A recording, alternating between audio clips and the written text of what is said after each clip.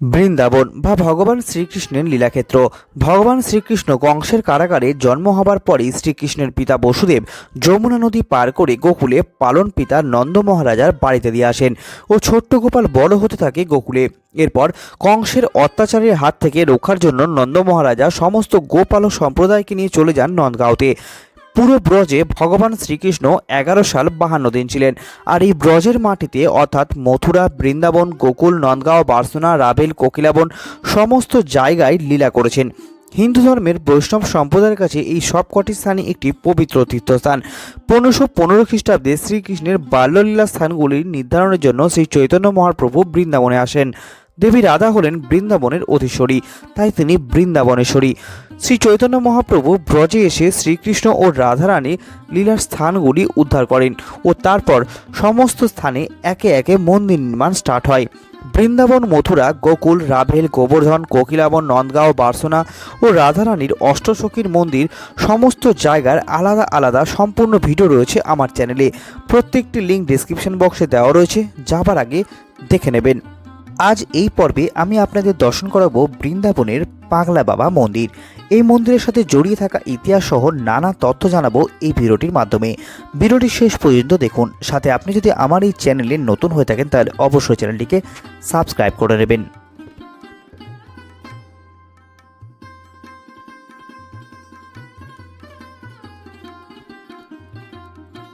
বৃন্দাবনের অন্যান্য মন্দিরের মধ্যে শ্রী পাগলা বাবার মন্দির বা আশ্রম অন্যতম।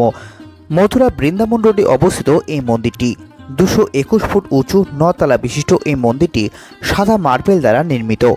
1969 সালে মন্দিরের নির্মাণ স্টার্ট হয় ও 1981 সালে মন্দিরের প্রাণ প্রতিষ্ঠা করা হয়। মন্দিরটি প্রতিদিন সকাল 6টা থেকে 11:30 ও দুপুর 3টে থেকে রাত্রি 9টা পর্যন্ত খোলা থাকে।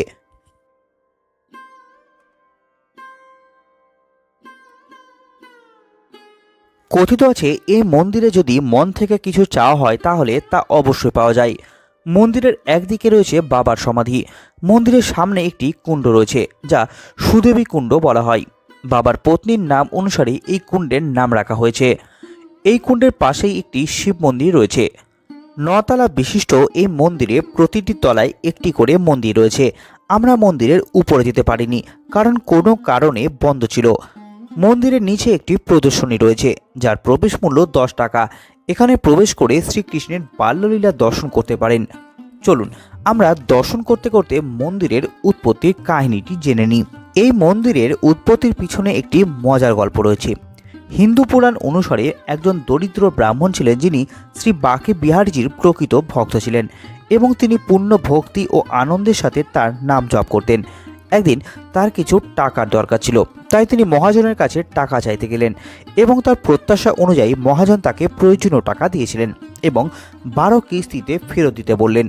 ব্রাহ্মণ সেই শর্তে সম্মত হন এবং বাড়ি ফিরে আসেন। এরপর প্রতি মাসে টাকা ফেরত দিতে থাকেন। যেদিন তিনি মহাজনের কাছে থেকে নোটিশ পেলেন যে তিনি এখনও ঋণ শোধ করেননি এবং এখনও তাকে সুদসহ সমস্ত পরিমাণ দিতে হবে, এরপর তিনি মহাজনের কাছে যান ও বোঝানোর চেষ্টা করেন, কিন্তু মহাজন কোনো কথাই শুনতে রাজি না হওয়ায় বিষয়টি আদালত পর্যন্ত পৌঁছায়। শুনানির সময় ব্রাহ্মণ বিচারককে সব বুঝিয়ে বলেন যে এক কিস্তি ছাড়া বাকি সব টাকাই তিনি মহাজনকে দিয়ে দিয়েছেন। আদালতের বিচারক ব্রাহ্মণকে জিজ্ঞাসা করলেন, এমন কোনো সাক্ষী আছে যে তার পাশে প্রমাণ করতে পারবে যে উনি সত্যি কথা বলছেন? তিনি কিছুক্ষণ চিন্তা করলেন এবং অবশেষে উত্তর দিলেন, হ্যাঁ, একজন ব্যক্তি আছেন যিনি আমার পক্ষে সাক্ষ্য দেবেন, আর তিনি হলেন শ্রী বাকে বিহারীজি। এই কথা শুনে সবাই অবাক হয়ে গেলেন, কিন্তু ব্রাহ্মণের জন্য বিচারক তার ঠিকানা জানতে চাইলেন এবং নোটিশটি বাকে বিহারীজি মন্দিরে পাঠিয়ে দিলেন। আইনি প্রক্রিয়া অনুসারে লোকেরা আদালতের পরবর্তী তারিখে সাক্ষী আসার জন্য অপেক্ষা করছিল এবং সবাইকে অবাক করে দিয়ে একজন বৃদ্ধ এসে বিচারককে বললেন যে ব্রাহ্মণ যখন মহাজনকে প্রতিটি কিস্তি দিচ্ছিল তখন আমি সেখানে ছিলাম। বৃদ্ধ লোকটি সঠিক তারিখগুলি বলেছিলেন যেগুলি ব্রাহ্মণ টাকা ফেরত দিয়েছিলেন এবং বিচারককে মহাজনের হিসাবপত্রের সাথে ক্রস চেক করতে বললেন। বিচারকও তাই করলেন এবং তার সমস্ত বক্তব্য সত্য বলে প্রমাণিত হলো। এত কিছুর পর ব্রাহ্মণকে নির্দোষ ঘোষণা করে আদালত থেকে সর্বসম্মানে মুক্তি দেওয়া হলো।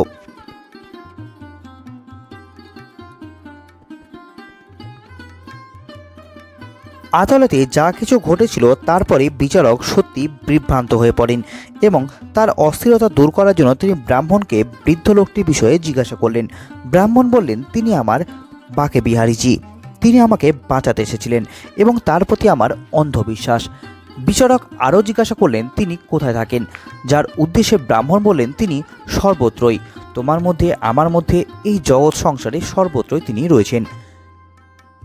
শীঘ্রই বিচারক তার পদ থেকে ইস্তফা দেন এবং বিচারক তার পরিবার পরিজন, কাজকর্ম, ব্যবসা ত্যাগ করে ঠাকুরের খোঁজে বের হলেন এবং ফকির হলেন। বহু বছর পর যখন তিনি বৃন্দাবনে ফিরে আসেন তখন মানুষ তাকে পাগল বাবা নামে চিনতে শুরু করে এবং তিনি এই মন্দিরটি নির্মাণ করেন। ভিডিওটি কেমন লাগলো জানাবেন, সাথে লাইক ও শেয়ার করবেন। বৃন্দাবন, মথুরা, গোকুল, গোবর্ধন, বার্সনা, নন্দগাঁও, রাবেল সমস্ত জায়গার ডিটেলস ও সমস্ত জায়গার হোটেলের ডিটেলস ভিডিও রয়েছে আমার চ্যানেলে।